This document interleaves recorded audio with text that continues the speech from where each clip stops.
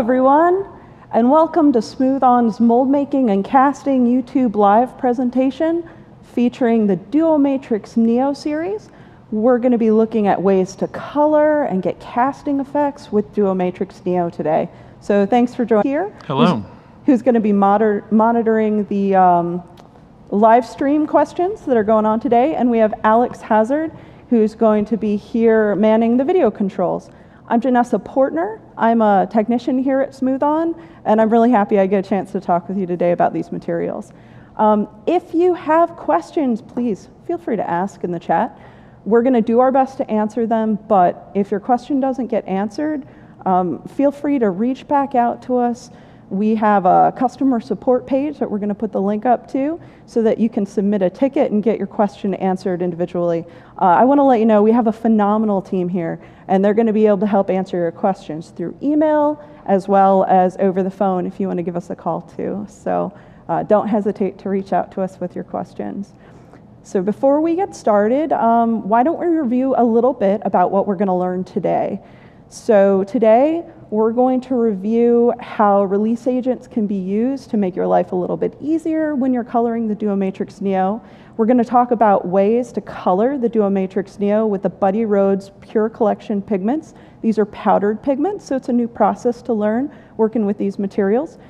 We're also going to create realistic stone effects with our Quarry Tone series, glow-in-the-dark effects with our glowworm, and marbling effects as well. We're going to talk about the best practices for creating sparkling metallic effects with Cast Magic, and we're also going to look at ways to enhance the look of cold castings with the carbon black pure pigment to accentuate the appearance of those real metal castings infused in the duoMatrix Neo.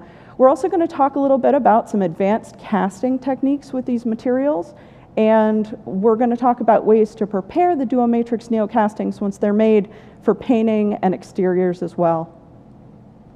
So what materials are we actually talking about today? We have quite a few to select from.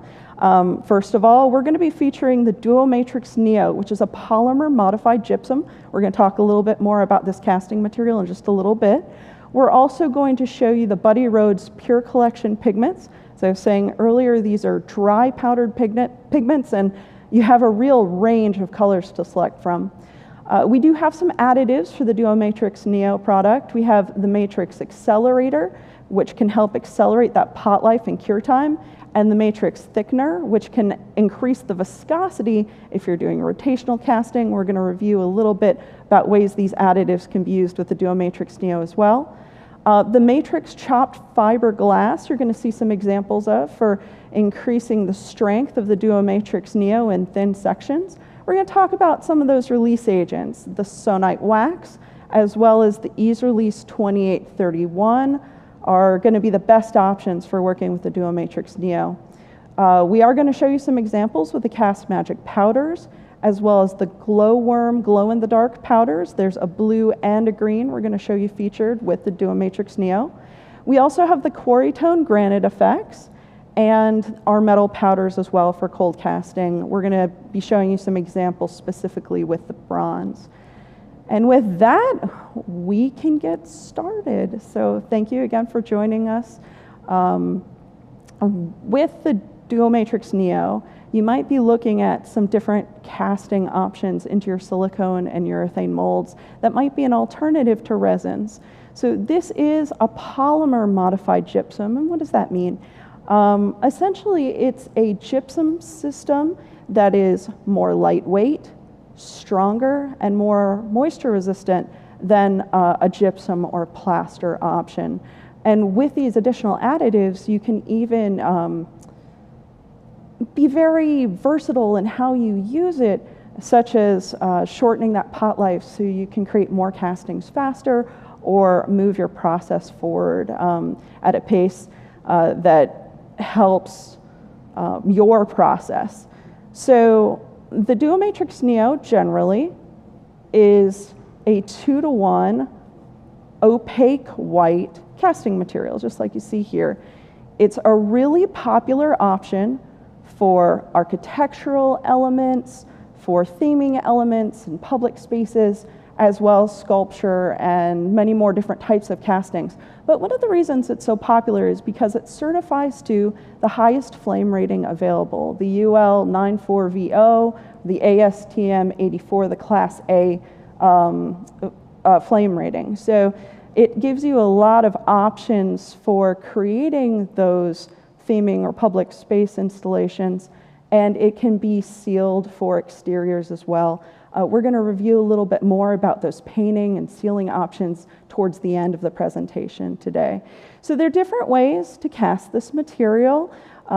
It's something that can be brushed, it can be poured. In this case, it's poured into a 1-part platinum silicone mold. This mold is made from our MoldStar 16 in our easy-to-use platinum silicone MoldStar series. And because it's a silicone, I don't require a release agent now. There are some advantages to using one, which is why we're going to talk a little bit about the Ease Release 2831. And that is a release agent that's suitable for the silicone molds and can be easily washed from your part if you scrub it lightly with a nylon brush and a dish soap concoction. However, if you're looking to paint your parts, you're going to have to remove any release agent that's put on. The nice thing about the silicone is the silicone's not generally adhesive to the duoMatrix Neo. So that means that the release agent isn't required if you're going to make a casting that you want to be able to paint right away. But let's mix up a little bit of the Matrix Neo so that you can see it in action, and then we'll talk about some of the additional ways that we can color the material and adjust the material to our working processes. So I'm just going to put this one right off to the side. And as I was saying before, it's a 2-to-1 mix ratio by weight and by volume. I've actually pre-prepared just a little bit here of 200 grams of the powdered part A. And, oh, here you go. You can see this is the 1-gallon unit. And we have 2 of these part A's because it's a 2-to-1 mix ratio. And then I've prepared 100 grams of the part B. Now, I can eyeball this and make sure I have double the powder visually that I do to the liquid. That's fine too. So this is a 2-to-1 by weight or by volume. I weighed it out because I want to show you a little bit about these additives. Now, the best way to mix this material is going to be with a turbine mixer, with a variable drill mixer. This might be a tool you may not be familiar with, so let me give you a little introduction to that. Pardon me just a moment. It's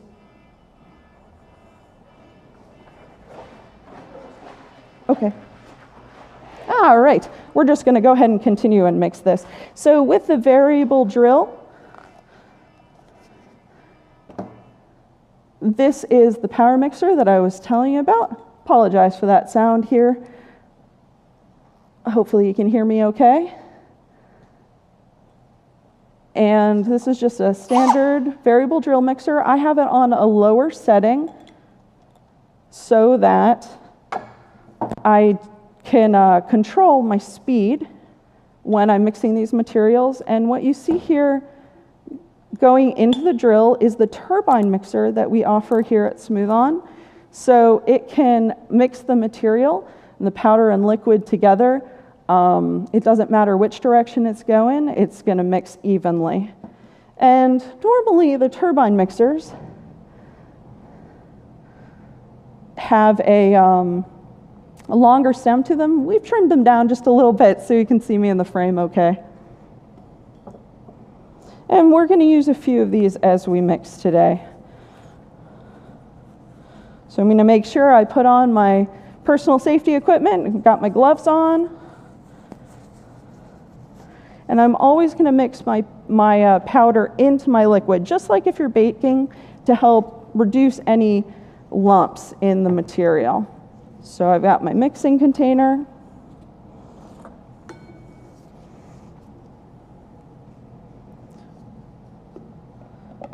And I'm going to dispense out my liquid.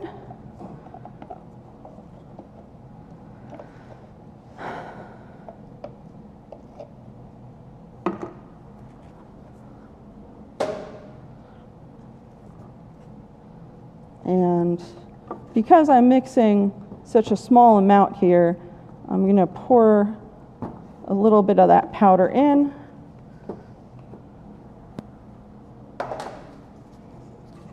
And start mixing with my turbine mixer. And go ahead and pour the rest in here. I'm going to just turn that on an angle to make it a little easier to more evenly mix the material.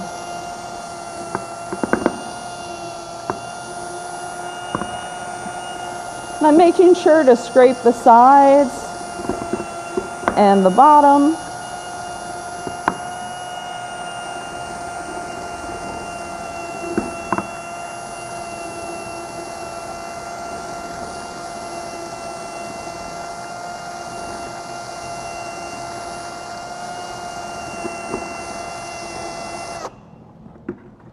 So that I have a nice, even mix.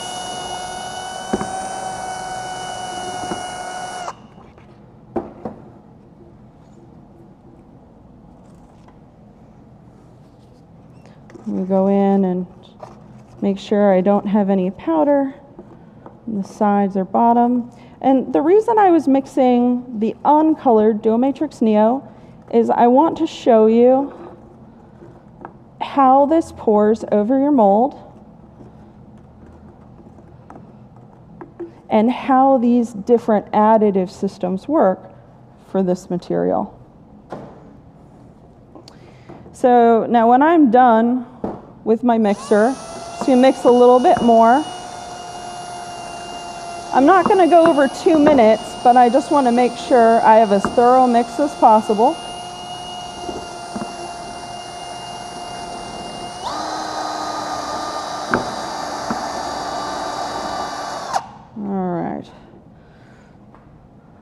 I found that the easiest way to clean the surfaces with the duoMatrix Neo is with water, so I'm just going ahead and putting that turbine mixer in a container of water I've prepared to be able to clean that easily.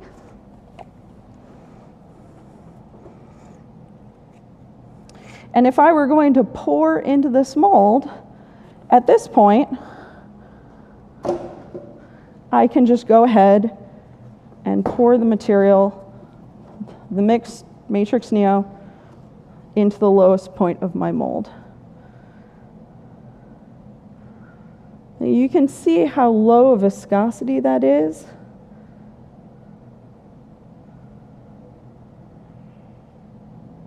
As it flows over the surfaces.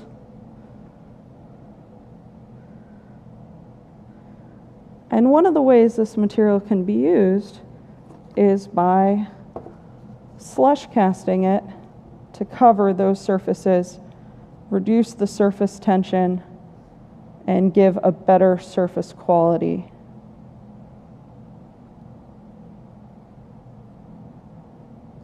Now, what I wanted to show you with this is you can already see, because the material is very low viscosity, these vertical sections are peeking through. So if you were doing a thin sectioned part for rotocasting, or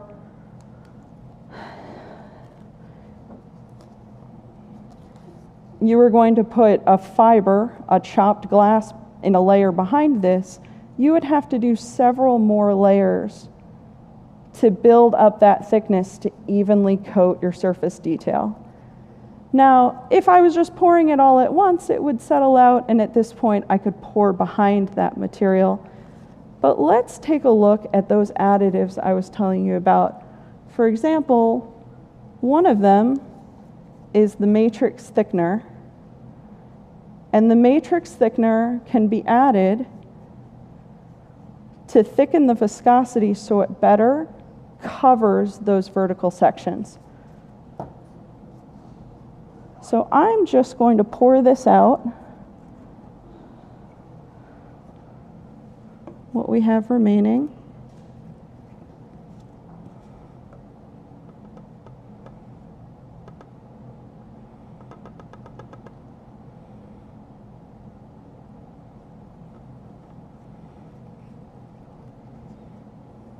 Well, you know what we're going to do? We're going to mix a whole new batch for the thickener so that we can do the appropriate mix ratio for this material. And if we're going to do that,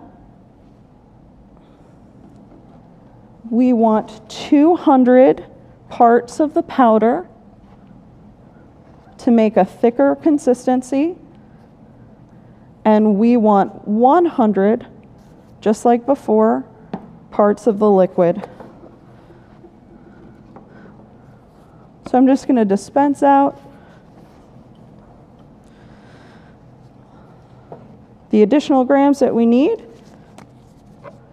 Now, on the duoMatrix Neo, we have a technical bulletin that shows you these mix ratios that you can see on our website for using both the accelerator and the retarder with this material.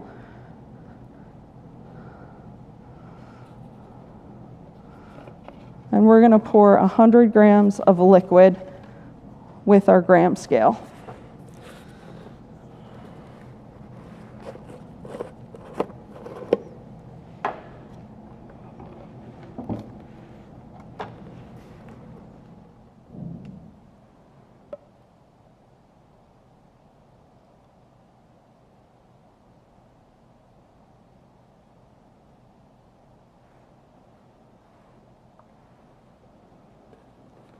Okay, just a little bit over there.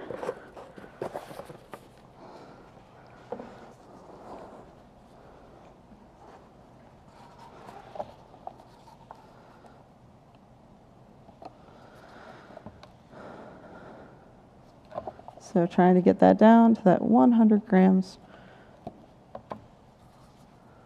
99, almost there. Perfect.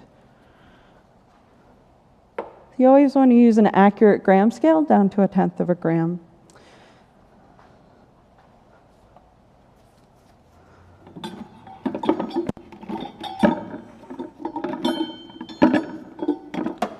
So we'll get our mixer ready, and because we're mixing such a small amount this time, we're going to mix just right into these containers.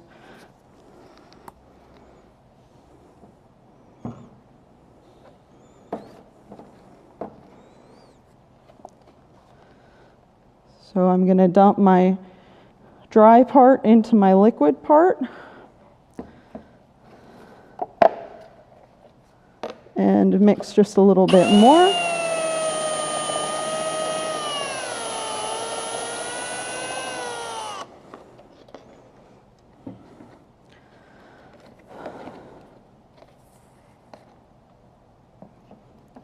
And then add the rest of my powder.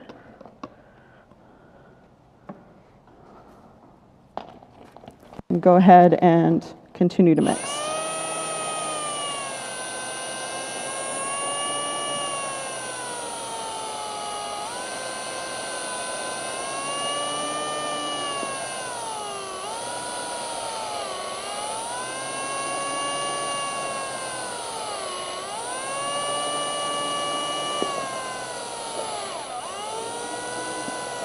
And I'm looking to make sure that I have a nice even mix of the material just like before.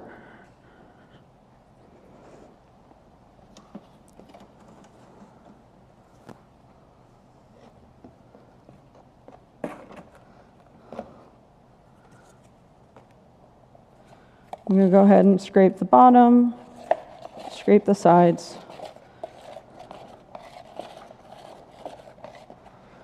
And this time, I'm going to go ahead and add the thickening agent for the duoMatrix Neo.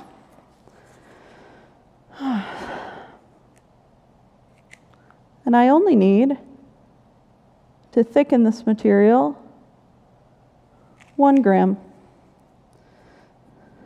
1 part to 300 parts. It's a great starting point to thicken the material.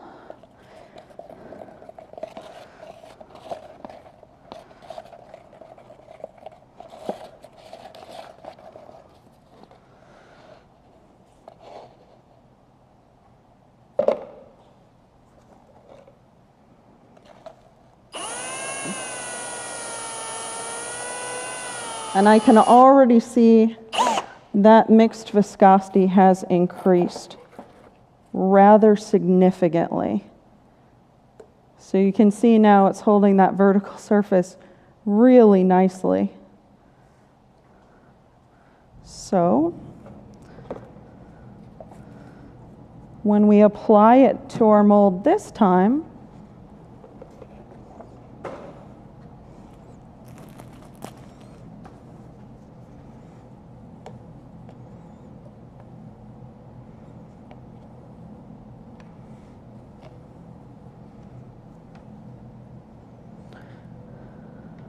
just going to take some of the excess off here.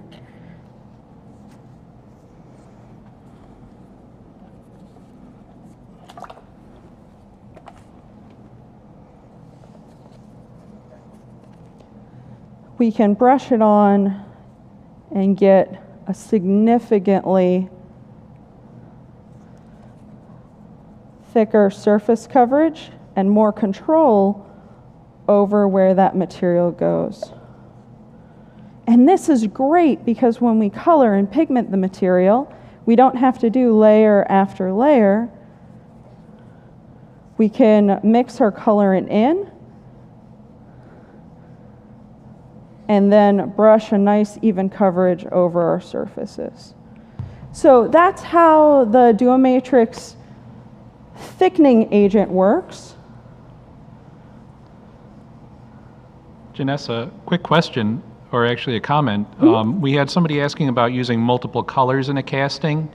I would think using the thickener would allow you to put this material where it needs to be if you were doing like a ladybug with like black spots on it. What a great... You could do the thickener and do some pigmented material for that, allow it to cure, and do red for the remainder of it or something like that, correct? Yes, what a great question. So the question is, can you apply the colors in different layers because you have more control where it goes over the mold? I have an example of that right here. This has the carbon black in the surface layer, and then additional layers are applied behind it.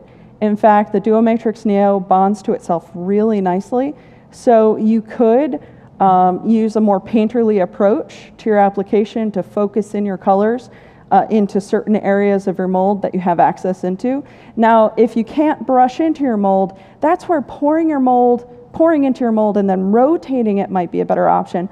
But if you can brush into your surface and you're looking to get a range of different color effects, then you could control where that's applied easier with the Matrix thickening agent, the thickener that we offer. Now, when I said the Neo bonds to itself really nicely, I have some great examples here of colored pores that have been applied in layers. So instead of a core sample, these are my pore samples. When I have excess material, when I mix it with the colors, I'll pour in so that I can see in my color tests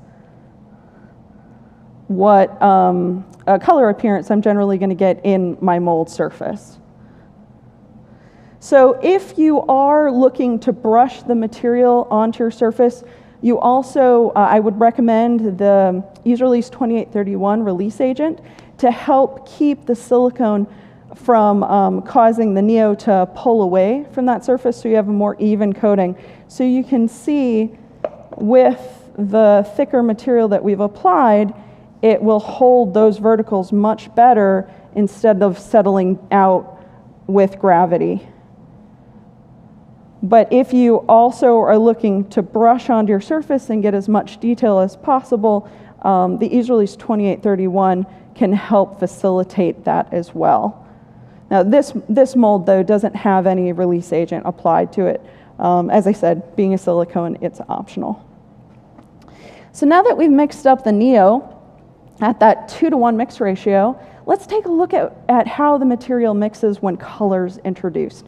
Now, as far as those colors go, with the Buddy Rhodes Pure Pigment series, there are over 20 options of different colors. In fact, with those color tests I was telling you about, we have different featured colors across the series in comparison here.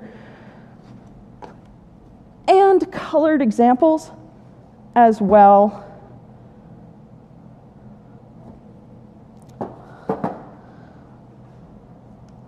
This time, we're going to pour into an architectural mold with a color and mix the material and pour into our mold star 30.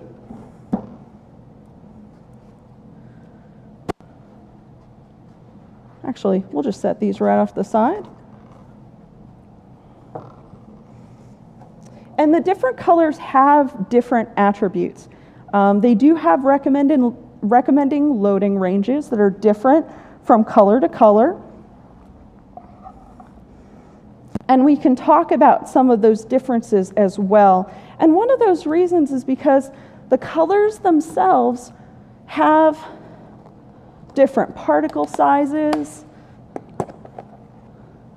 For example, this one, the warm gray that we're going to be using is very, very fine.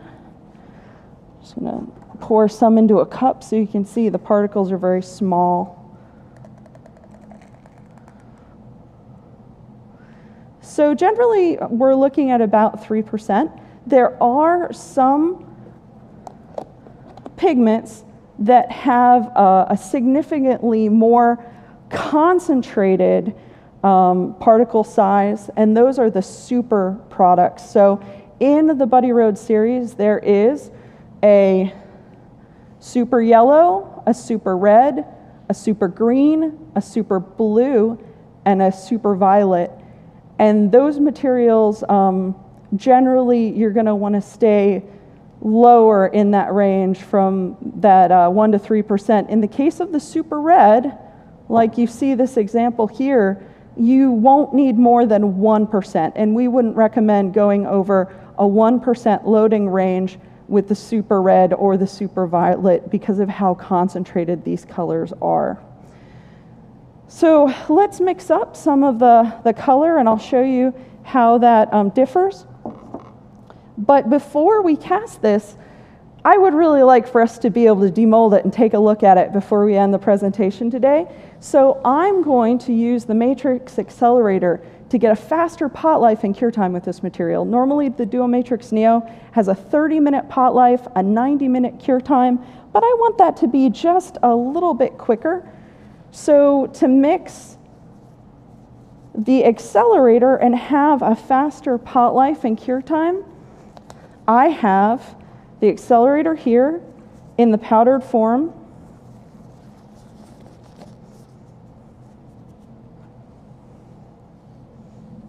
And it comes in a container just like this.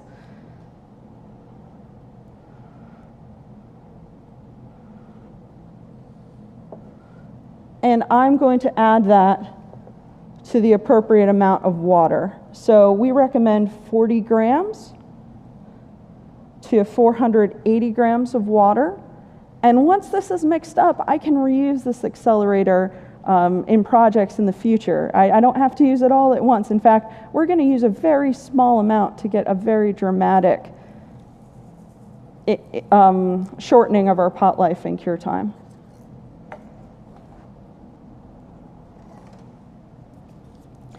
So I just added the powder to the water, and I'm going to stir that liquid mix together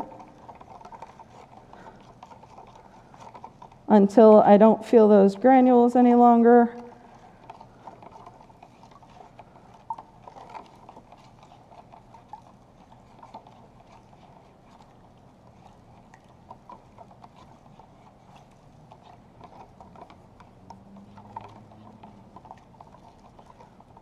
So I'm just going to mix that until I get one liquid solution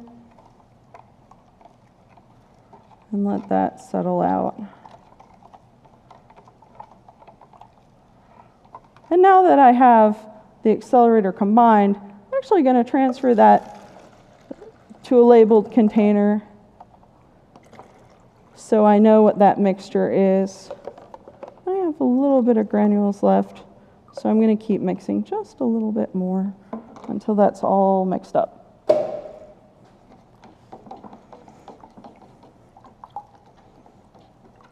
And now I can add this accelerator to the colored neo and the uncolored neo and be able to have castings ready to go much quicker.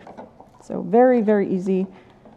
I just want to make sure that my proportions and percentages are accurate. So there's a great table on the technical bulletin on the Smooth On website for the duoMatrix Neo that shows both the thickener as well as the accelerator. And as I mentioned earlier, I apologize, there is a retarder as well that can delay that pot life and cure time if you find you need more working time with the duoMatrix Neo. And that's part of that versatility I was telling you about the materials, that you have options to customize the pace at which it sets up to your workflow. All right. Now, one of the key differences when you're adding pigment to the material is the mix ratio changes. I know, you just got used to the 1 mix ratio, the 2 to 1, the 100 to 50 mix ratio of the duoMatrix Neo, and now it's changing. Well, it's changing because we're adding powder to the mix. And that means that our mix is going to be a little more viscous. So we need a little bit more powder to compensate for that. So I've already dispensed it out to my, my 100 parts to 70 part mix ratio. And at this point, I do need to use that gram scale to dispense out my materials accurately. It can be a little confusing, so I'm going to tell you a little trick as to how I figure out how much colorant I need for my system. So these percentages that you see, we have a really cool chart on the Smooth On website that has the color percentiles, and you can look at the saturation level that will give you the best effect. So if it's 1%, 3%, and 5%, and that maximum loading range is 5%, you're going to see a significant color difference. In some materials, you're not going to see a color difference in that colorant above that 1% or above that 3%, and that's going to be different color to color. The color we're going to use right now is warm gray, and we're going to add that powder at a 3% mix ratio, and that 3% is actually figured out by the powder, because that's how much powder is going into your system, the dry mix. So it's going to be 3%, 3 parts to 100 parts of the dry powder. So the way I figure that out is I go, okay, I've got 500 parts. That's 5 sets of 100. So I take that 5 and I multiply it by 3, and I know I need 15 grams. So I need 15 grams of colorant to get to that 3% for my mix. So let's dispense out 3 grams of warm gray.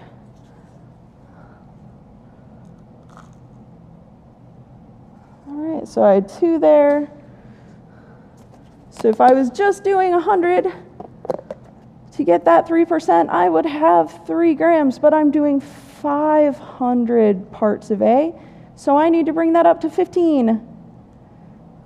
Thank you for staying with me, guys. Numbers are hard, so I try and make it as easy as I can.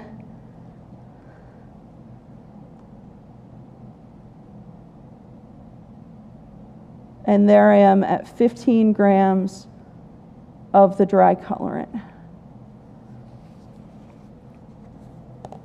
Now I want to make sure that this pigment, the warm gray, gets mixed up evenly, that I don't have any uneven mix, that I don't have any lines or blotchy spots in my casting. So to do that, this is the order of operations in the colors when you're coloring the duoMatrix Neo. I'm actually going to add that color to my liquid part. And before I mix my 2-component system, my A and B together, I'm going to make sure that that color is evenly mixed in my liquid. And that means I need that turbine mixer again, so give me just a moment. And I'll get that ready to go.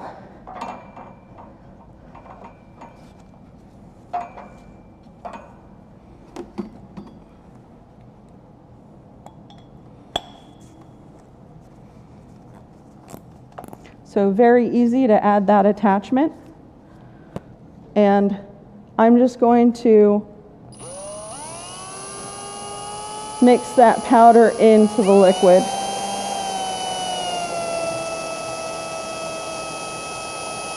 Until it's one even color.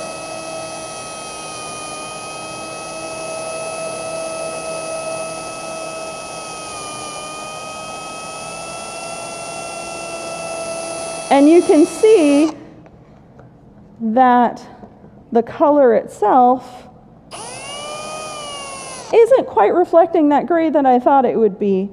Now, part of that is the polymer in the liquid, so there is a little bit of a color shift in the liquid that will go away when the material cures and when I add the powder to it. So just stay with me. We're going to make sure that the warm gray Buddy Rhodes pure pigment and the duoMatrix Neo liquid are all combined. And I don't have to worry about pot life at this point because I haven't started that chemical reaction between that part A and part B. We're just adding the pigment thoroughly into the liquid.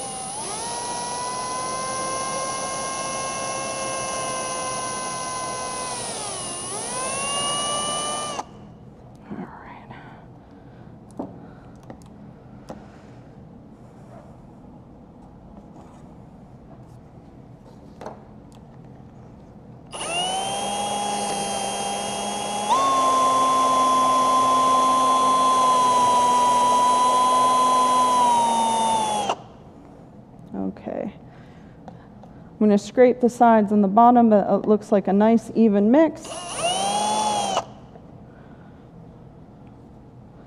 And I'm going to set this down just a moment because we're going to pick that up in just a moment when these combine. But first, go in, scrape the sides and bottom.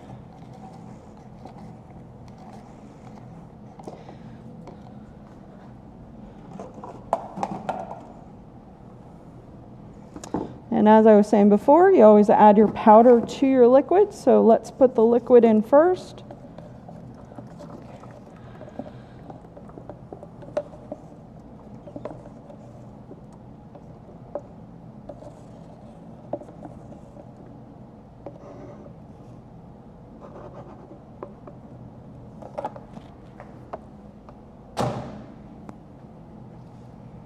And this time I'm going to start mixing and pour, take that napkin off, pour my powder in as I mix.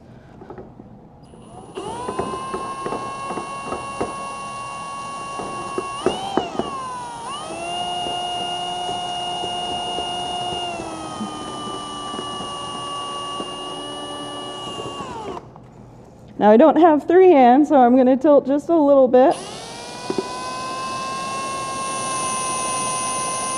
so that I can get the mixer in deep into that liquid.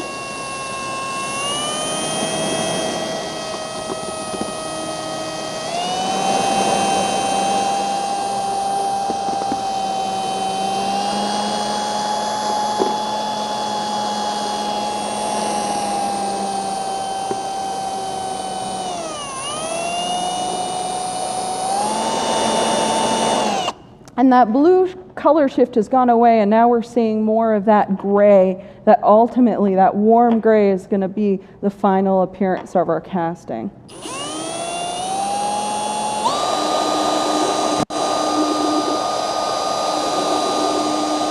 Now I don't want to mix more than 2 minutes, so I up the speed on my mixer. I'm just mixing continuously until I have a nice even color. And it looks like I do, so I'm going to go ahead and take the excess turbine mixer and put that in the water. I'm going to clean those out in just a little bit, and then we can go ahead and pour into our mold. So this is a 1-part mold. I'm gonna let the material rise to meet its level, but I really want to maximize that surface detail that I'm getting and push that air out of the way. Yep. However, if we're going to see how this casting turns out, we do want to add the accelerator at this point. So the accelerator itself is going to help it set up faster, and it's going to go into the complete mix, the part A and B. Guys, I'm so sorry. I was about to miss a step there. So we want this casting to be ready to go at the end of our presentation and not have to wait another 90 minutes to be able to see how it turns out. So I'm going to go ahead and add just a very, very small amount. At most, you don't want to add more than 2.5 grams to your parts, even if you wanted to really maximize how much time you're going to save. But I don't want to go to that full extreme. I'm just going to go ahead and add a single gram, because a little bit goes a long way. And I'm going to use a dropper to pull out that material. Because a little bit goes a long way,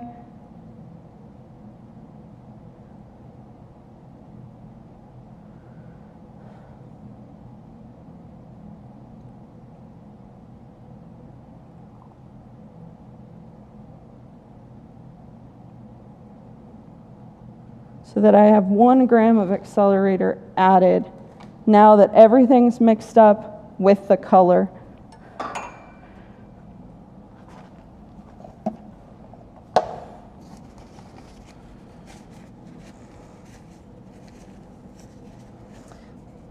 I'm just wiping off the little bit of water in the turbine because we've already been mixing this color.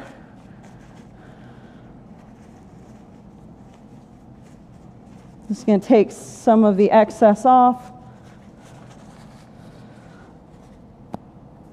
and we'll mix that accelerator in so the whole mix will set up faster.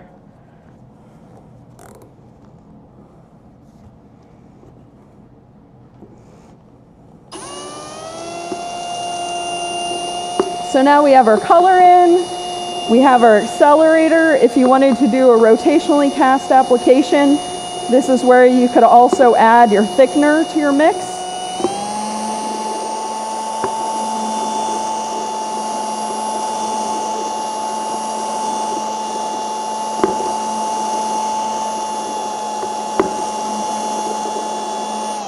And all I can say is that's why it's so important to know what goes in when.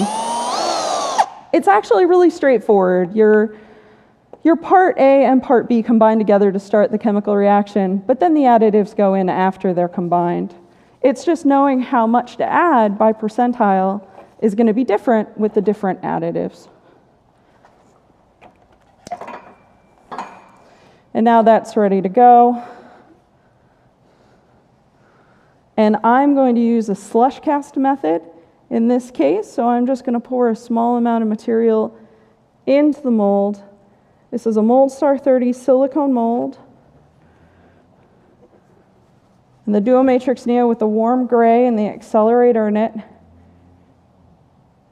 can just flow into those nooks and crannies. So I'm slush casting the mold. I'm tilting it so that the material, the mixed material, can flow into that detail, push the air out of the way, get a nice coating on that surface. I can even take a brush and just help it flow into those sides. I might actually pour a little bit more in.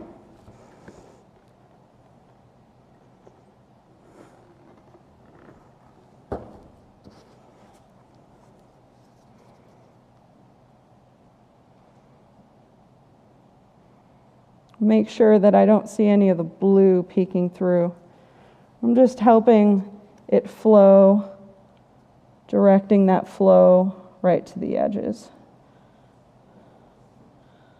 not brushing the surface, just helping the material along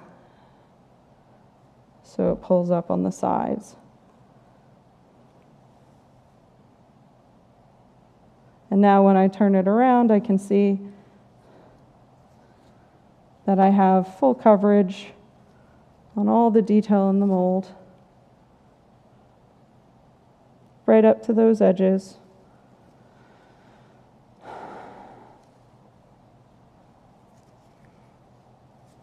And I can go ahead and pour the rest of my material behind it, right up to the top.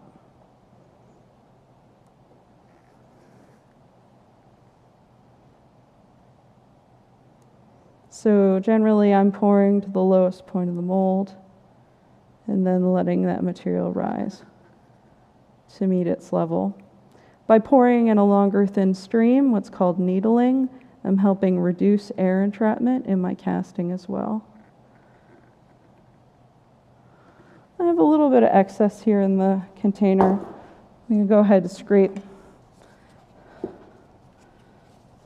to fill up the difference.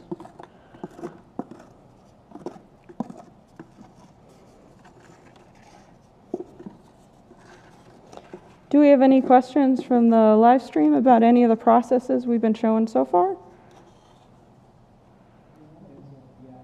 All right. Well, that's a hopeful sign that people are following along. And I'm just looking for the material to rise to meet its level, as high as that will go. And then we'll check on that at the end of our presentation. Now, somebody was asking about coloring or adding colors in layers, and I have an even more exciting way to utilize those differences in colors and create marbling effects, which I'm going to show you just in a moment when we have the last of this poured in. All right.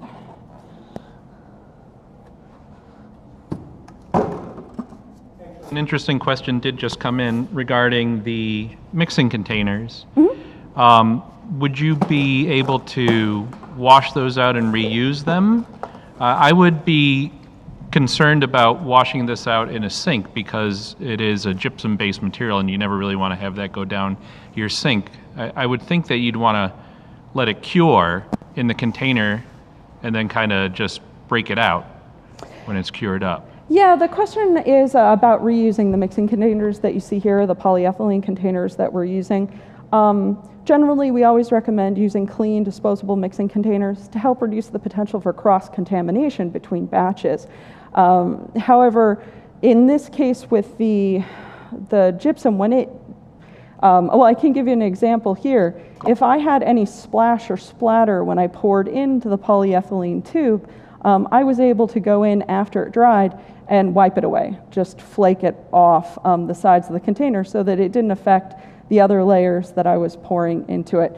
A similar idea, once it's rigid, it's a little easier to pop it off a flexible surface. So hopefully that helps give you some ideas. However, generally, I'd always recommend using like new, clean, disposable mixing containers and tools.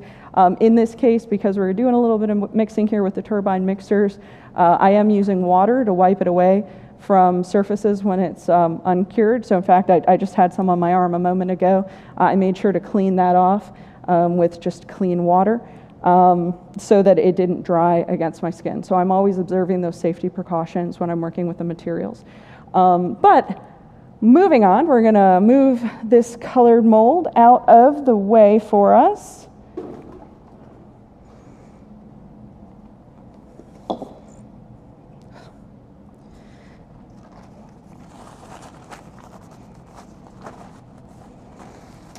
And again, I got just a little bit of material on me, so I'm just using some clean water to wipe that right off. It comes right off.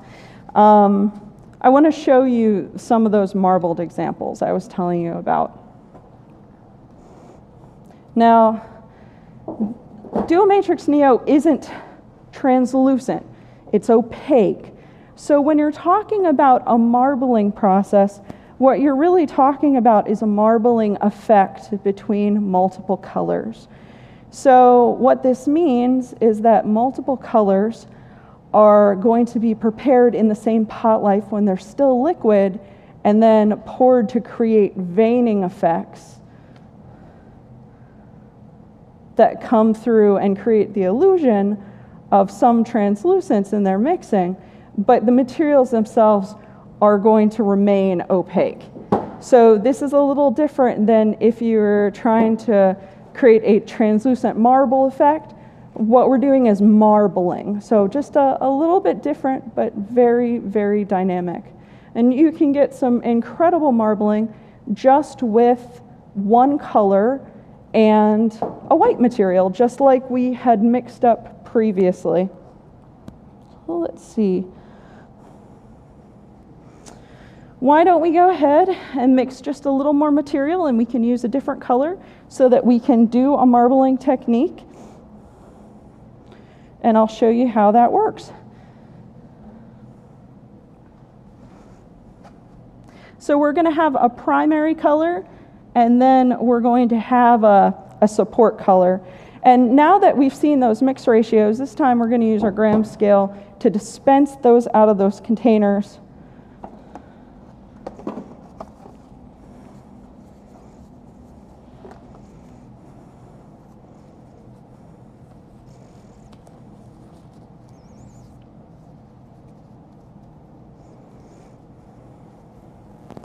At the mix ratios we're talking about before. So for the duoMatrix Neo, that's 100 to 50 uncolored and 100 to 70 colored, and then we're going to add a colorant to it.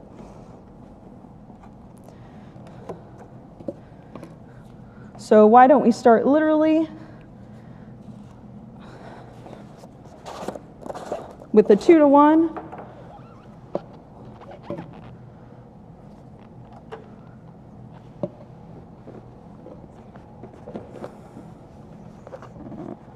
And do 200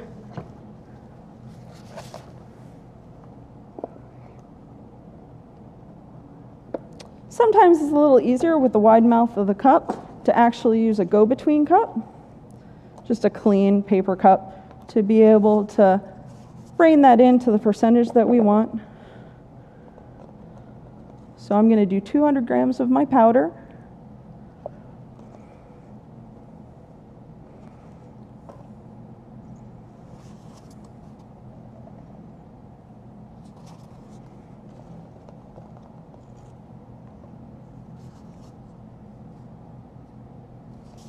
Just still a little bit over.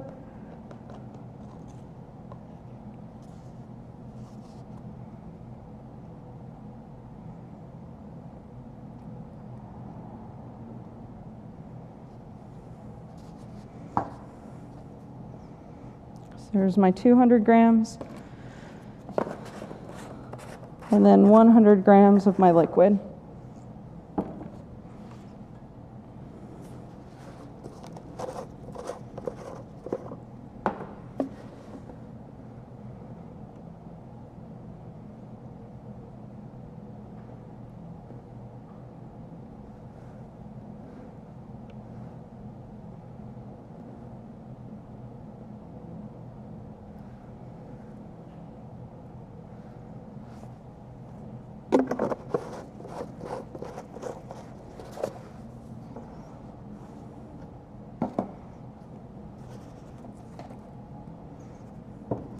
So this is going to be my uncolored material.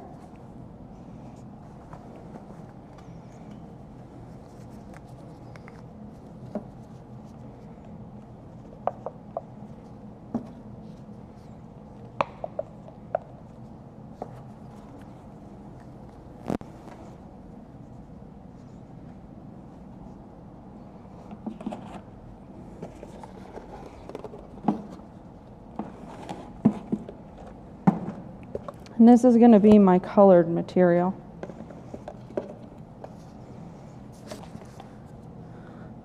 I'm going to keep my vein slightly smaller than the white. So I'm only going to dispense out Actually, we might have 100 grams right here in our powder. All ready to go.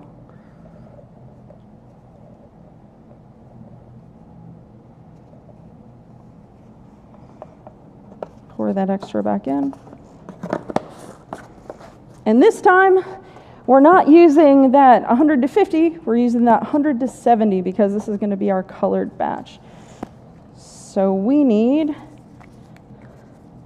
70 grams.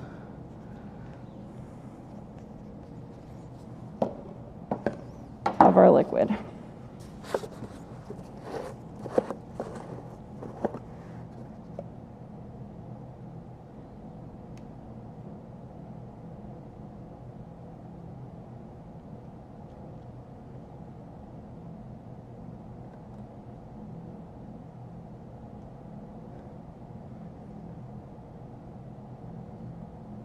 Perfect. And we need a color.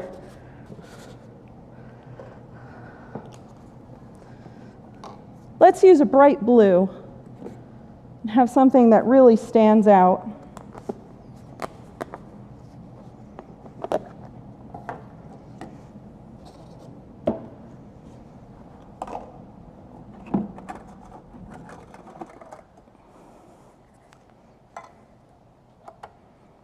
And because we have 100 grams, and we're going to do 3% of color of the cobalt blue, we just need 3 grams of that colorant. That's all we need. So nice and easy when you think of it in terms of the hundreds. If I want 3% of 100, I just need 3 grams and 100 parts of my powder. And because we add the powder to the liquid system and we want a uniform color, I'm just going to pour that color right in there and give us a little bit of space to work in.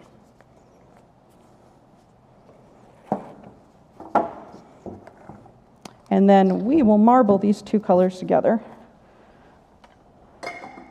and add our accelerator.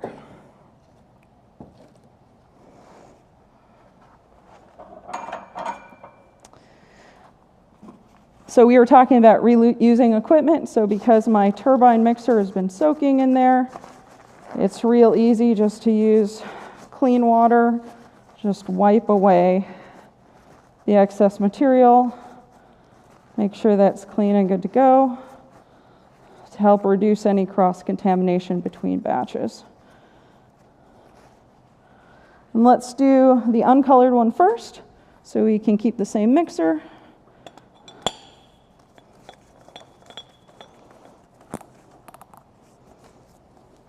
And again, I'm going to take this and pour it into the dry ingredient into my liquid. So you can see I wanted to show you the turbine mixer does fit in nicely. I'm going to pour just a little bit of powder in there, and I'm going to hold on tight.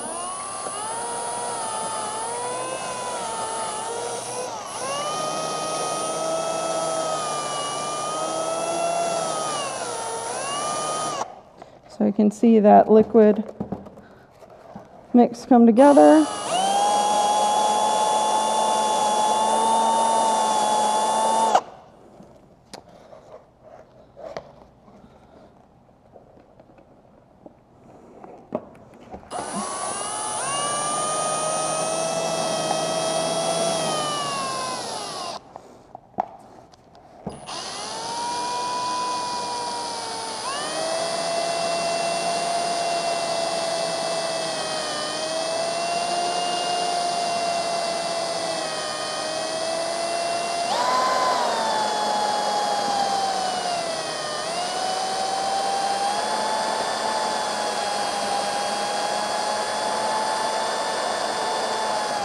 And I'm looking for that uniform mix, that nice liquid, low viscosity mix.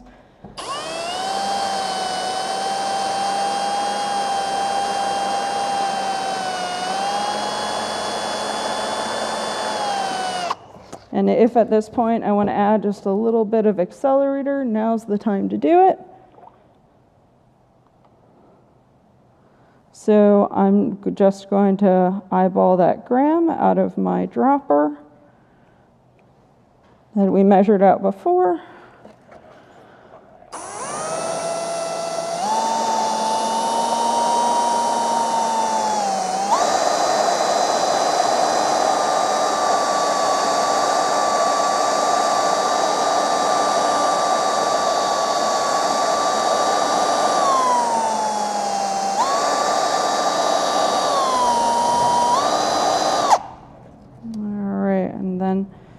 We're going to do the same thing for this side. Just going to wipe off that excess material.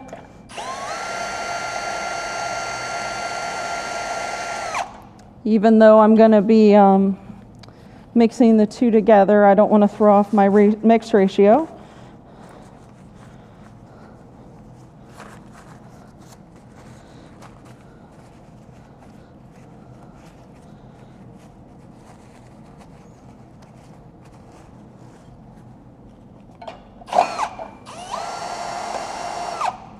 Make sure it's nice and clean before I mix my color. As best I can, since we're still within the pot life and they're getting mixed together. So I'm going to go ahead and mix that colored.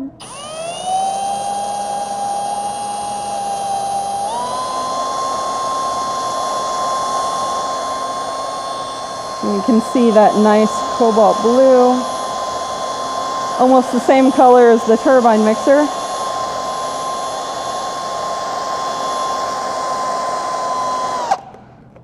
That's beautiful. And this is going to be my veining color from my marbling technique. Add my dry powder to my mix. Now my part A and part B is combined.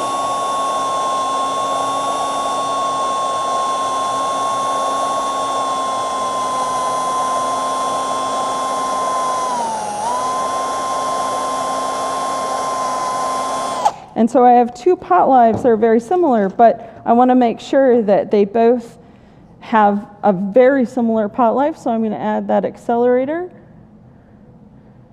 in that visual amount that I saw when I measured out that 1 gram.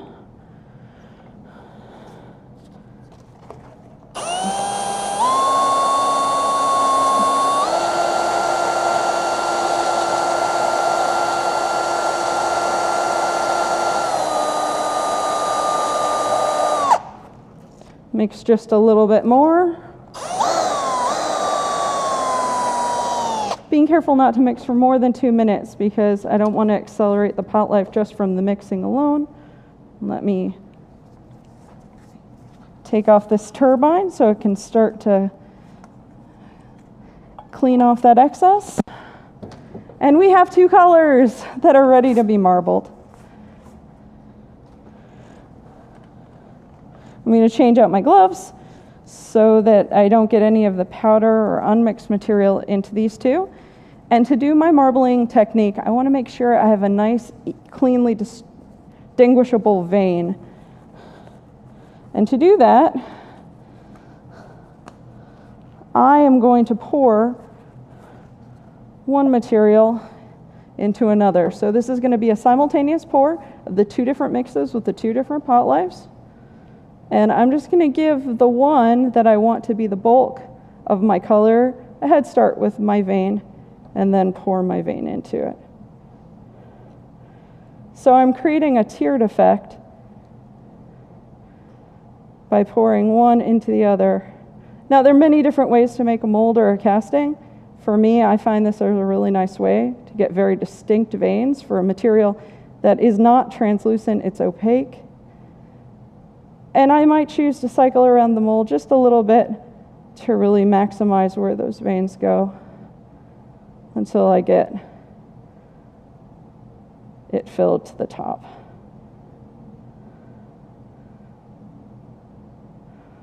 There we go. So that marbling technique should be just as dynamic on the back as it is on the front. And I could have used more white or more blue. I've personally found that the more vibrant color tends to have a more striking appearance. It really, really stands out in the casting. So just like this one, your eye is really drawn to that brightest blue. So in this case, I use that to decide which one I'm pouring more of. So I was pouring more white, and I was pouring a thinner stream of the blue. That's my personal technique and approach to it. And because we do have a little bit of material left over, you can go ahead in our pour test and see how that blue will come out for us. So you can see those earlier layers, they're fully cured, but this gives me a nice cup test to be able to go back and look to see how this material cures and when it will be ready to demold. All right, so I'm going to go ahead and clean up this work area just for a moment, and I'll show you more of those fantastic casting effects you can get with duoMatrix Neo.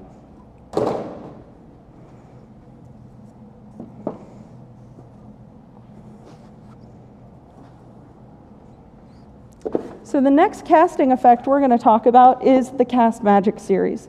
And the Cast Magic series is a little bit different in that it creates a metallic surface effect on the surface of the casting using the Cast Magic powders. And the Cast Magic powders are a powder system that's brushed onto the surface of the mold so that you can back it with the duoMatrix Neo. Now, normally the Neo is white in appearance, and that's going to change how much those metallic surface effects come through if you use a darker coloration. So that darker coloration is going to be probably the best tool in your arsenal for the Buddy Rhodes Pure Pigments, the Carbon Black. And the Carbon Black is a really phenomenal, very striking, deep, rich black. There are several different black options in the Buddy Rhodes Pure Pigments. There's a black oxide, as you saw. There's some gray options, but the Carbon Black is going to be the darkest appearance. So when you use it, we recommend up to the 3%. This is the 1% on my left. This one here, and this is the 3%. And as you can see, even just using a very small amount of Carbon Black can get you a very, very black look to your part. We're going to talk about it a little bit more at accentuating the cold castings, the real metal powder as well. I have some examples there to show you too. But the 3% is going to be as dark as I would recommend going. Beyond that 3%, you're not going to see a significant difference in that black appearance.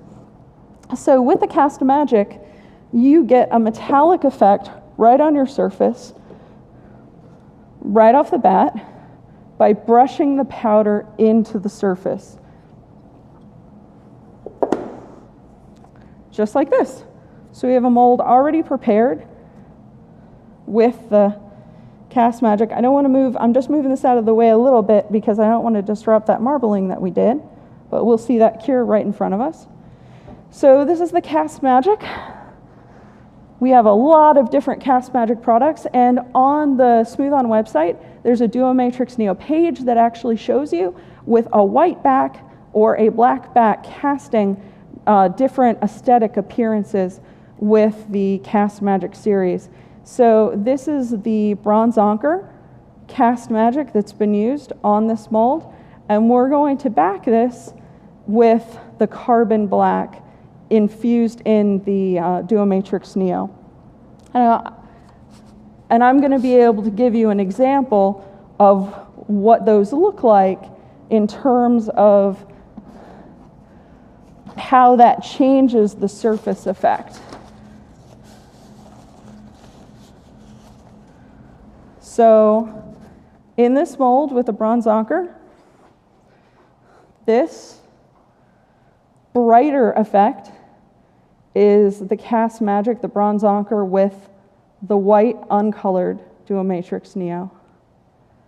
And this one, the one that has more of a darker look, more worn look, but just as metallic, is the carbon black.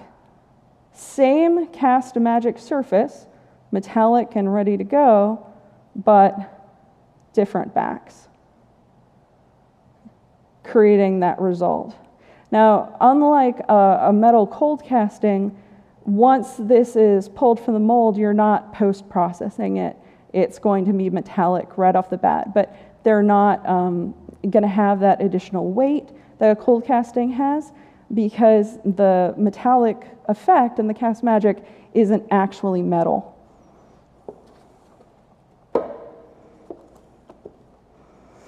So I want to show you mixing the carbon black, because the carbon black is going to be the most frequently used color in your arsenal of tools in terms of backing materials to create a darkness so that the appearance of the duoMatrix Neo doesn't come through in a cold casting or in the Cast Magic.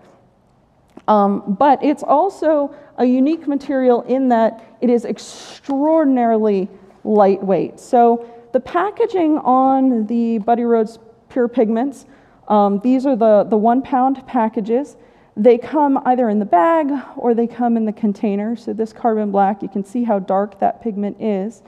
We are going to add that to some duoMatrix Neo.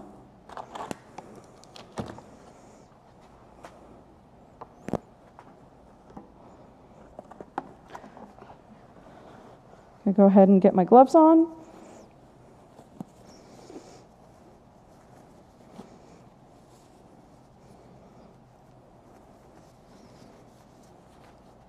And we already have some dispensed and ready to go. This time we're going to use one of those big mixing buckets. And for the carbon black, because it's a color, it's that 100:70 on that mix ratio. So we're going to use 600 parts of the powder, and we're going to use 420 parts of the liquid. And because we have 600 here, to get that 3% on our black, we're going to go 3 times 6. It's 18. So we need 18 grams of the carbon black. Now, this material, this colorant, is very lightweight, so it takes up more space to reach that 18 grams. So I'm going to use a larger cup to dispense out that 18 grams.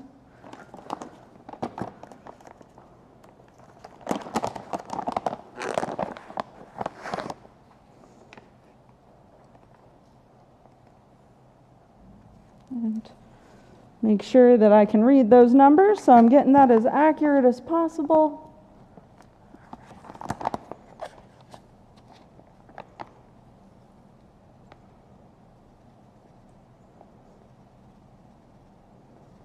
Almost there. We're at 15, but we want to be at 18.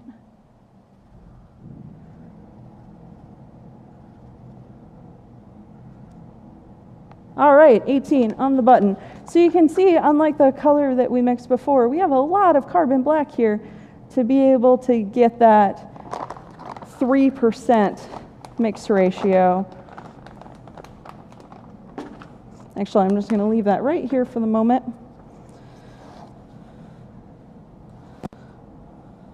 We've got everything we need. We've got our power mixer, we've got our turbine mixer, we've got our colorant, we've got our liquid, and our powder for the duoMatrix Neo.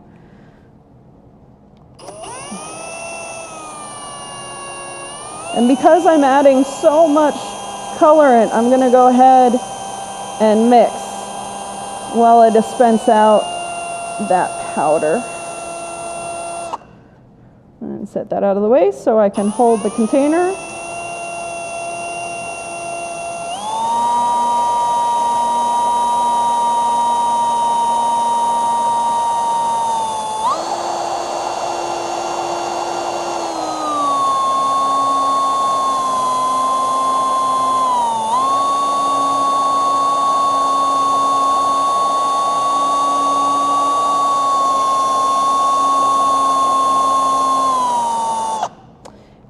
see that slightly blue appearance.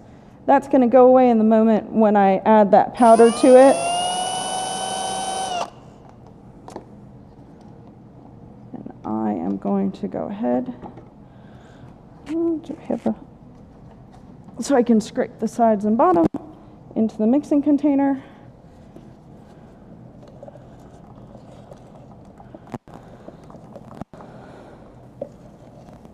And dispense out the liquid part B with the carbon black at 3% in there.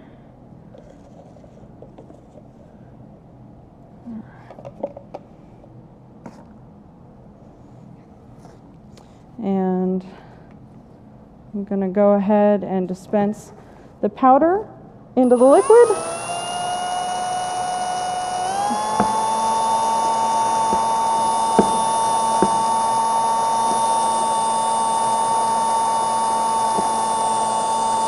And this is at that 100 to 70 mix ratio.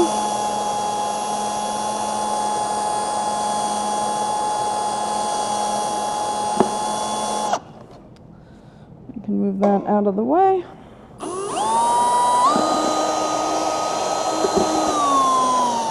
And I'm going to tilt my container to make sure I can get into that deeper pooling of the duoMatrix so I get everything as completely mixed as possible. And you can see that bluing effect has been reduced significantly. Now you're getting closer to that dark black that we're going to have in the casting.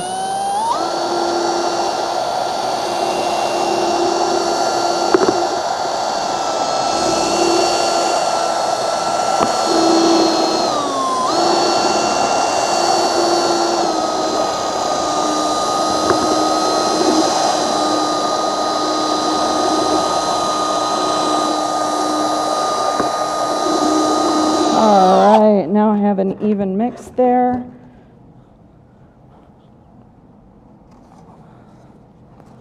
I'm going to scrape the sides and the bottoms and add my accelerator.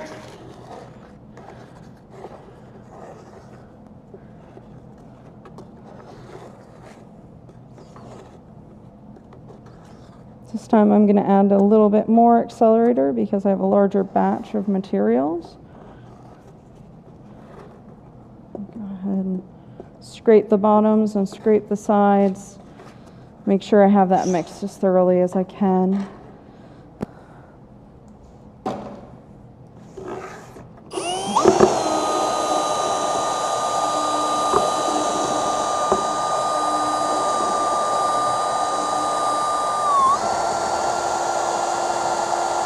All right. So let's go ahead and add that accelerator in. Now that we have a thorough mix with our A and B, I'm going to use my pipette to add double the accelerator, 2 grams of accelerator into my mix.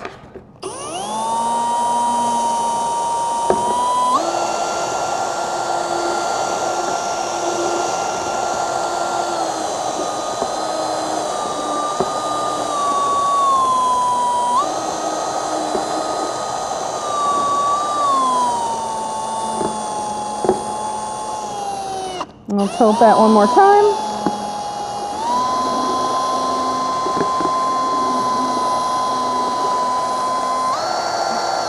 Let some of that excess come off and rinse off my turbine mixer. And now I can pour it behind my cast magic. This is where the magic happens. So I want to pour gently so that I don't displace the cast magic underneath. And when I applied the bronze ochre, I made sure to tap off any excess, but I'm just going to stay in one spot and let the carbon black Matrix Neo rise to meet its level.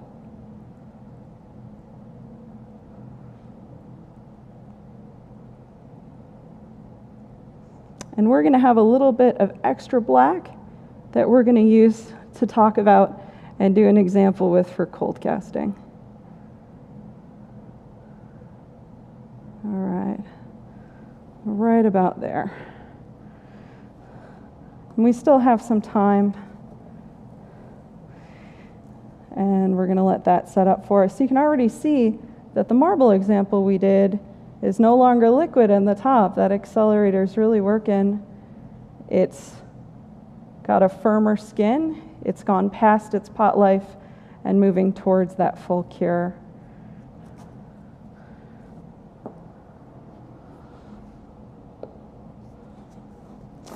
So cold casting is a different type of process than the Cast Magic. It actually has duoMatrix Neo infused with a metal powder. And that metal powder we're going to use and talk about is the bronze metal powder right now.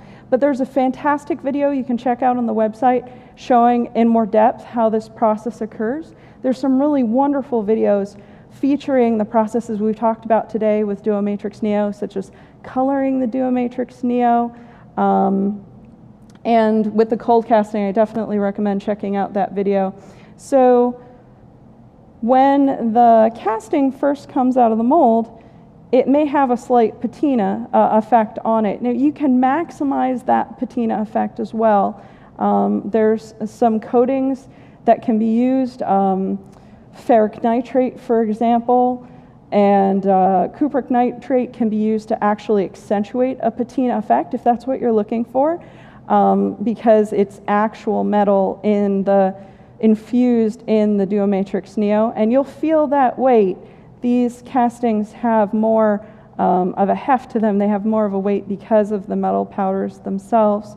And if you're going to seal that surface, it can be sealed with a wax or an acrylic spray. So once you get it to that point of patina where you no longer want it to continue to oxidize, on the technical bulletin, we have a great technical bulletin specifically for casting effects. You'll see more about that, about the cold casting process there on the website.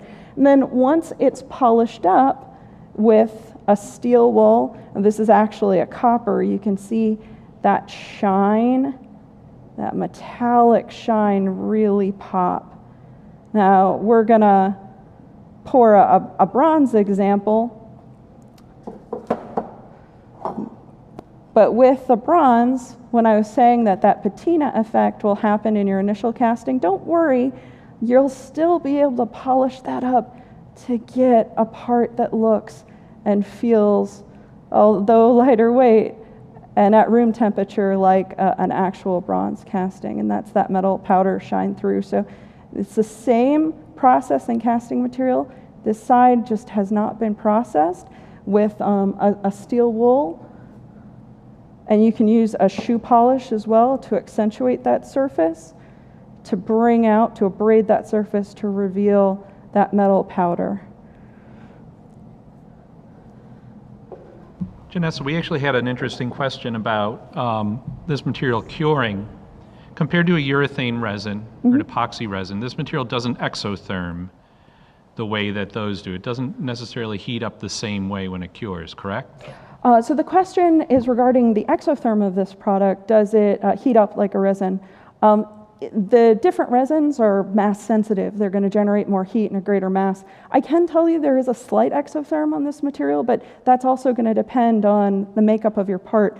I can tell you that just in an example, because I did have in this part, although it didn't cause any swelling in the plastic, it caused a little bit of condensation from that heating up process. As it cured in a few of these examples, as I was learning how to pour them. In this mass, it got a little bit warm to the touch. That was all I noticed with that exotherm. Obviously, every shape, every thickness is going to be different, but it was extremely minimal with polymer modified gypsum. So I was just going to show you when we were talking about this patinas. I hope that helped answer your question.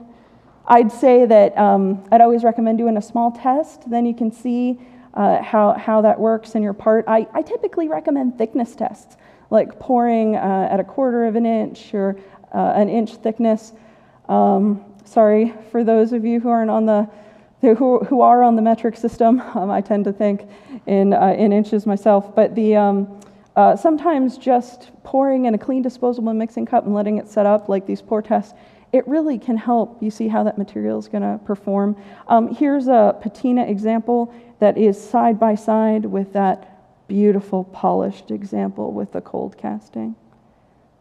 Now I do want to keep moving because we're in a little bit of a pot life, and I just want to show you a little bit of how that cold casting process works. This time I'm going to mix by volume. So we've been doing a lot with the gram scale.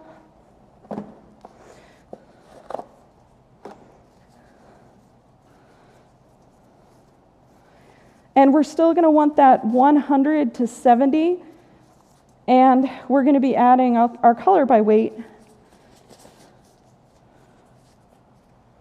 But, well, let's just go for it. We'll keep going the way we were. But we're not going to need very much. And metal powder is expensive, so we're going to try and reduce how much metal powder we're going to need. So we're going to use the small cups this time. And let's just stay with that. Actually, we can even reduce it further. Instead of doing that 100 to 70, we can bring that down to 50 instead of 100. And for that 70, we can bring that to 35. So there's my division in my head for the day. Because we don't need much. All right.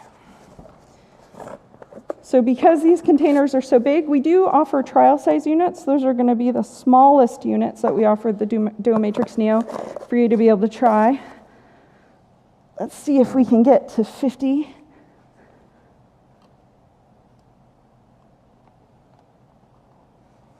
All right. Let me move this out of the way so I can make sure I'm reading the right numbers.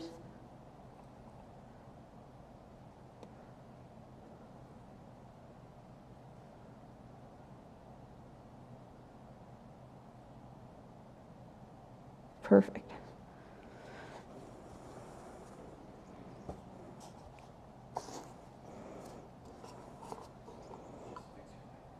Okay. All right, hopefully everybody can hear me a little better now, but don't want to overload everybody's ears.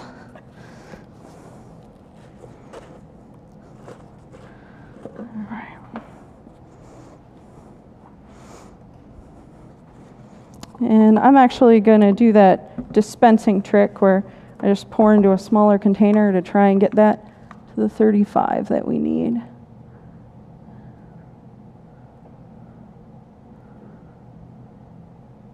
Hope everything is going well for you guys at home. Thanks for sticking with us. Wishing you the best out there for your projects too, and hopefully this has given you some ideas of things you can try as alternative to resin casting.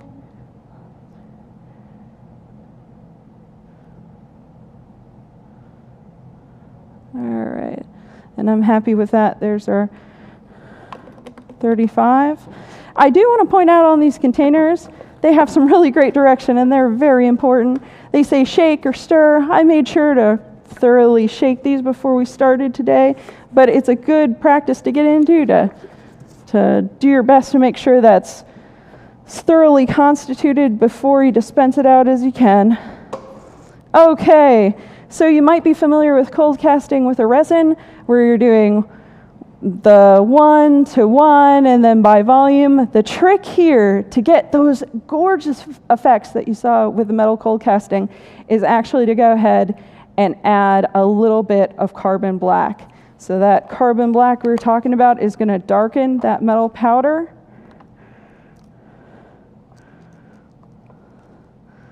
And because I need so little of it, normally it would be 0.25 grams to 100. I'm going to cut that in half and I'm going to do 0.12 grams. So very, very little. We'll see just how little I can dispense out. It won't take much. In fact, I'm going to use a popsicle stick to go directly into my liquid until I see that 1/10 of a gram change from 1 to 2.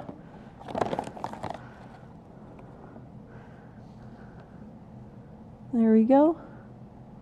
And yep, I'm going to stop there because it's about to hit 2, but not quite yet.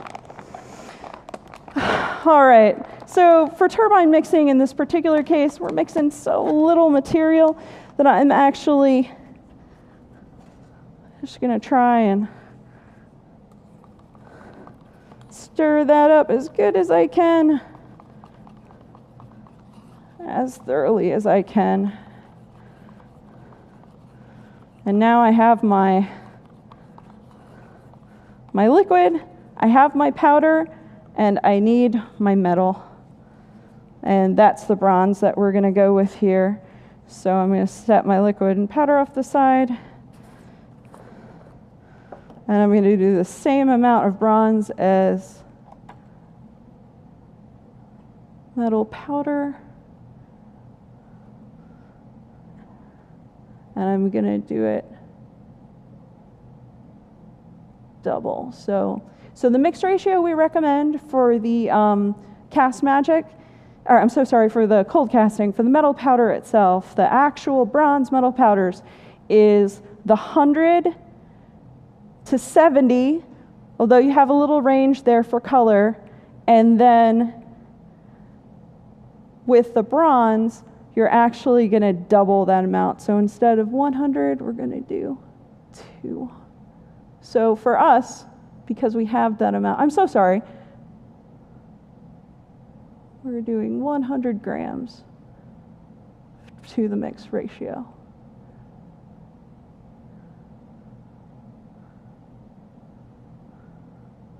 Okay, perfect. So if we're doing 100 grams, we'd be doing 200 grams of bronze. But because we're doing 50 grams, we're doing 100 grams of bronze. That's the magic of those mix ratios.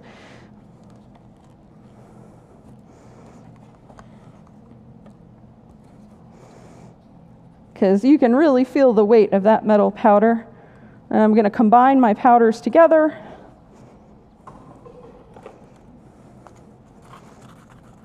Mix them together just a little bit.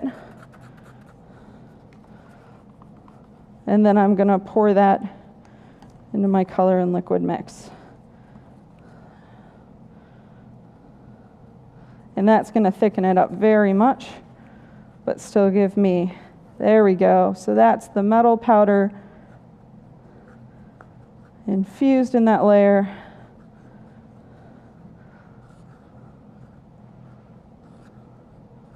And it'll give me a nice slurry that I can pour into my mold. So I've got a mold ready to go. I have a medallion.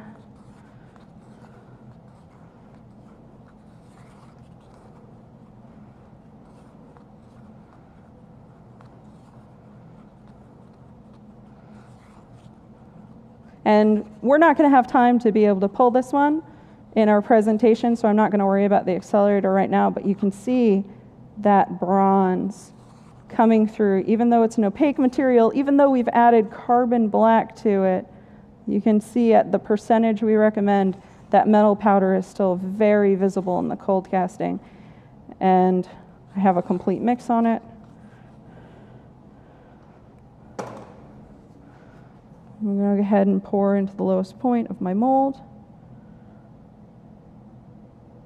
Just a little bit of material. I can slush it around to capture that detail out of my mold surface. If I'd used the Ease Release 2831, I could brush it in nice and thin, but I just want an even coverage. A nice mixed viscosity for covering that surface without even needing to use a thickener, because the metal powder itself is a thicker additive. Now I could pour this all in the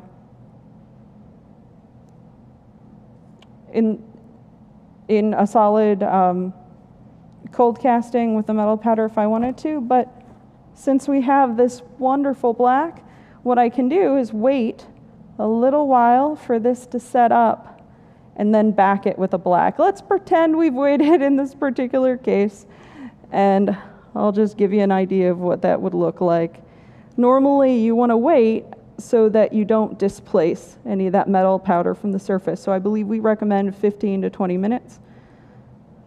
But essentially, just like the Cast Magic, the difference is the Cast Magic will come out looking metallic and shiny and sparkly, and there are all kinds of different pearlescent and glitter effects you can get with the Cast Magic, where the cold casting is going to come out with a surface that's already infused with metal, that's ready to go for patina or polishing at room temperature.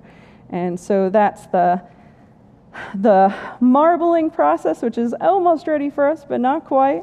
The Cast Magic and the cold casting, and we looked at some examples.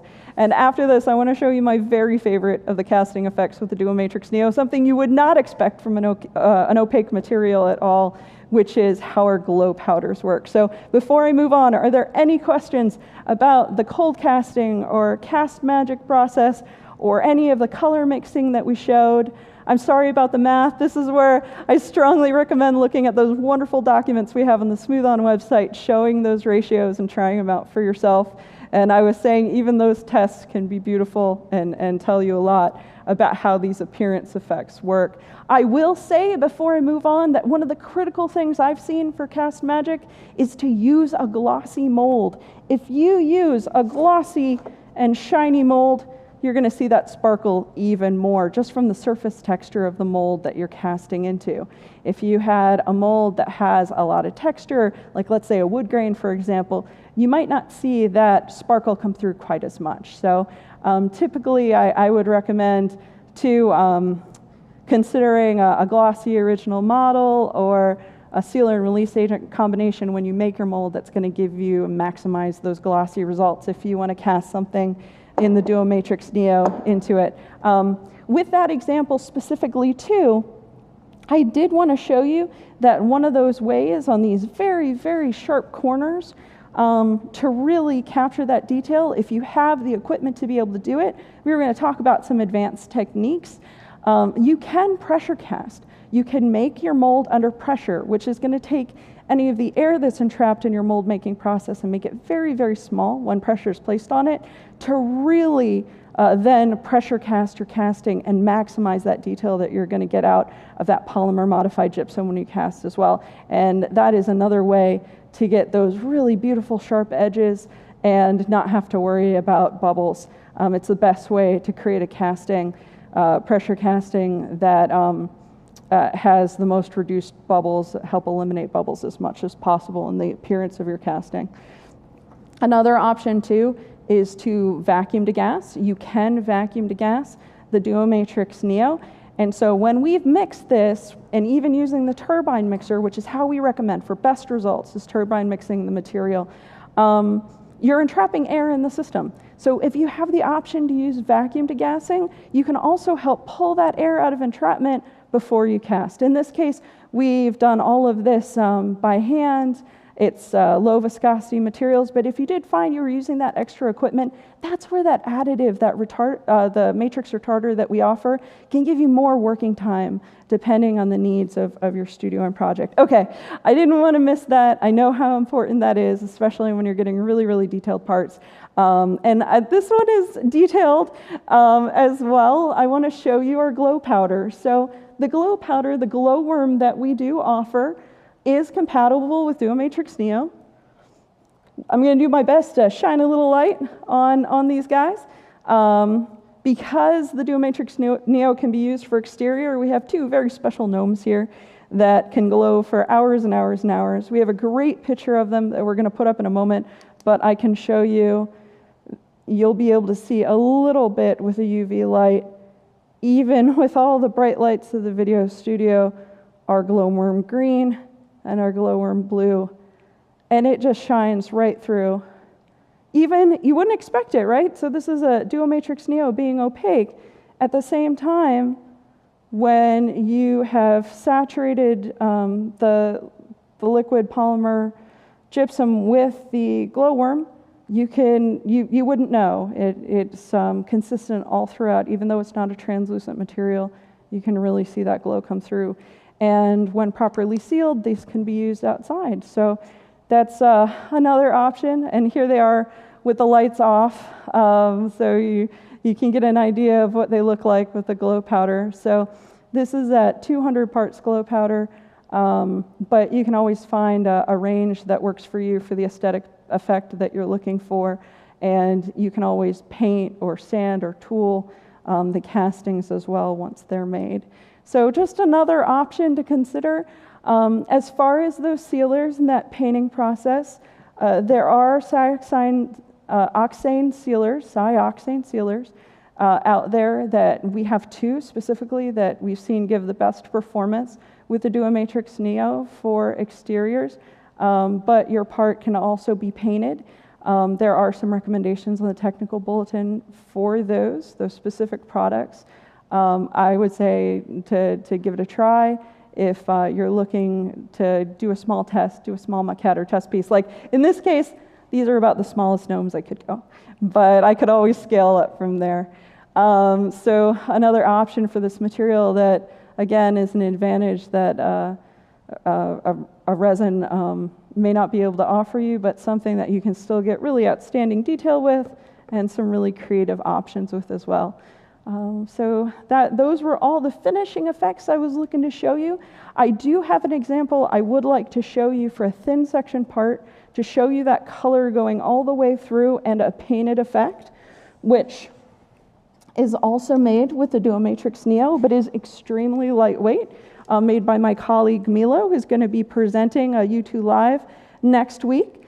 And what I wanted to show you, this has a painted surface, right? So they can be painted with acrylics, but also that fiberglass we were talking about. So there are types of glass that you can use with the duoMatrix Neo to add strength in these very thin parts. And you can see that that colorant can also be used in your backing layer and then the paint applied over the top. So even if you want to use it to accentuate your painting process, this is the super red that's been integrated into the duoMatrix Neo. You can see that just that texture was just heightened by a thin layer of that acrylic paint. So that is an option if you want a lightweight part that's very strong, much stronger than a gypsum or plaster. So lots of options out there to try, depending what you're looking to make. So thank you guys so much for tuning in today. And I was going to say, are there any questions, anything I can answer for people at home? I think we're actually in good shape. You know, we've had a lot of good questions about particularly roto casting, so I'm glad you showed that piece. One question is whether you can back a Neo piece with foam. And I feel like I can kind of answer from personal experience. You can, but you need to make sure that Neo is fully cured before you do that. Absolutely. So that's a great question. The question is, can you back a Neo piece with foam as well? You can with the urethane foams. Our Foamette series are a really great option for that. But you don't want the Neo to break on that surface. I usually say it's like the M&M coating effect, right? You don't want to press it and have it crack or crunch on that surface. So I would actually recommend multiple layers to get your desired thickness, even using the matrix thickener to create a thicker layer behind it. But you may find that you might also want to use a layer of the matrix glass to strengthen that thin section before you add the foam behind it. So this is with the Foamette 8. I let it expand in the mold and then sanded down that surface. So this way, if I'm going to play chess and I'm deliberating for a long time, I'm not getting a workout at the same time. It's a very lightweight part that's ready to go. So you do have different options, whether you're looking to create a thin-walled part that's lightweight with nothing inside it. I can't get lighter than nothing. Or if you're looking for it to be filled, you can back the duoMatrix Neo with foam. We have some great examples on the website showing some architectural pieces that are made that way. I believe there's some architectural elements that show the duoMatrix Neo backed with foam. And we have a video showing the duoMatrix Neo backed with chopped glass that I definitely recommend checking out. They're very, very cool. And now you know ways to thicken the material if you're going to apply it in sections, and to accelerate it so that you're not. So with rotational casting, like you saw where I was slushing it on the surface, imagine that for a whole mold for a duration of time. You may not want to be doing that for a full 30 minutes, and that's where that matrix accelerator can really help you out. And to get that even thickness on the surface, that's where you can use the accelerator and you can use the thickener together. The powders themselves are going to add a little bit of a mixed viscosity. Like you saw, the powder system is going into it, and that's why at the end of the day, if what you can remember is you need more liquid, so there's another mix ratio whenever you're going to add the dry colorants to that system. Oh my goodness, I wanted to tell you something about quarry tone before we go. And that is, while we're talking about dry fillers added to the system, we do also offer quarry tone, which can create really cool effects. But what I wanted you to know is that there are different grains, there are different particle sizes with the quarry tone series when you add it to the duoMatrix Neo. So I have two examples here. One is with the mocha tan, one is with the chocolate. And actually, let me show you those particles as well. So bear with me just a moment.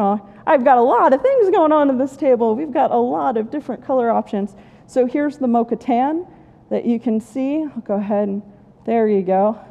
So those are very, very large particles that you can see in that casting. And generally, I would recommend, if you really want that to show through, you might be using a casting that has a little less detail. Because of those large particles, where a finer particle size, so like the chocolate here, has a finer particle, and it is saturated in that opaque duoMatrix Neo. So there are different, we recommend 100 parts Neo to 100 parts of the quarry tone. But you can create these really, really cool granite and stone effects with the Neo, even though it's an opaque material. So it's definitely something to check out. And you can also use that for a thin section part and back it with the glass as well. So lots of different color effects there. So I'm glad I had a chance to show you that. And I was going to say, I think we're ready to wrap up then. If there aren't any other questions from you guys out there, again, I wish you a lot of luck with your projects. I hope you're having fun out there and getting a chance to try smooth-on materials.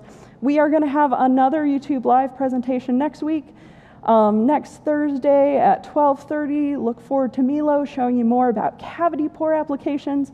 It's going to be awesome. He does a phenomenal job and has so much to be able to tell you about and to show you that I know I'm going to check it out. So feel free to like us, subscribe, see what we're doing next, and thank you so much for joining us today. Take care. Stay safe.